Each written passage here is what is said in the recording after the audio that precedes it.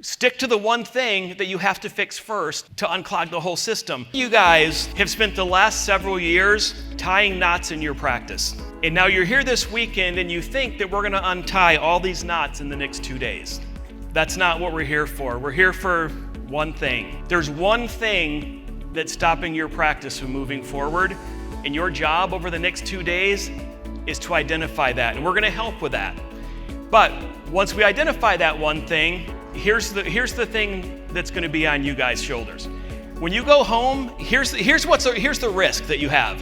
You're going to learn so much stuff this weekend that you're going to go home, and even though you identified the one thing that's stopping your practice from moving forward, you're going to want to change 7 things. It's my staff, it's my marketing, I need to grow my hair out, it's my my EHR, it's all these different things, and you're going to forget the one thing that you identified that's stopping the growth. So don't be that guy.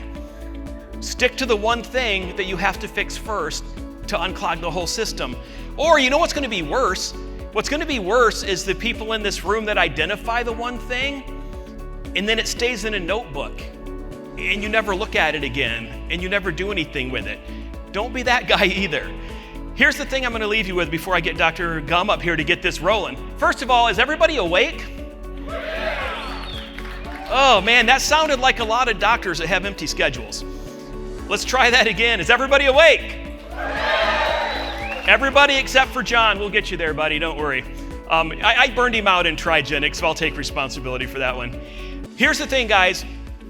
One of the things I've noticed after working with hundreds and hundreds of chiropractors, for some reason, doctors think they're exempt to the laws of thermodynamics, and you're not. So this isn't my opinion. This isn't some California stare at the moon, drink your own urine moment. This is actually how the universe works. First law of thermodynamics says you don't create energy. Energy is transformed or transferred. You cannot get anything out of this seminar if you don't put something into it. If you want to get energy out of this, if you want to get change out of this, you have to put something into it. In fact, the law of thermodynamics says it takes more energy to in the system than you'll get out of the system. So if you want to get a 10 out of 10 change in your practice, you need to put a 12 out of 10 energy into it. If you don't play all out, this is not going to work. That just isn't how the universe works.